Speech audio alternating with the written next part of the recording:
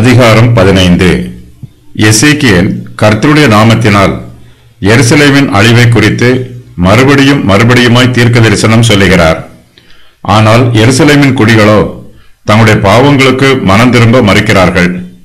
அவர்களுடைய இருதயம் கர்த்தருக்கு விரோதமாய் கடினமாய் இருக்கிறது. எருசலேம் அழிக்கப்படும் என்று கர்த்தர் சொல்லுகிறார். எருசலேமின் அழிவை விவரிப்பதற்கு காட்டு செடிகளுக்கு உள் இருக்கிற திராட்சை செடியை ஒரு உவமையாக சொல்லுகிறார். ஒரு பிரயோஜனமும் இல்லாத காட்டு திராட்சை செடி வெட்டப்பட்டு அக்கினியிலே சுட்டெரிக்கப்படும். கர்த்தர் எருசலேமின் குடிகளை அக்கினிக்கு ஒப்புக் கொடுப்பார். அவர்கள் கர்த்தருக்கு விரோதமாக துரோகம் பண்ணினார்கள்.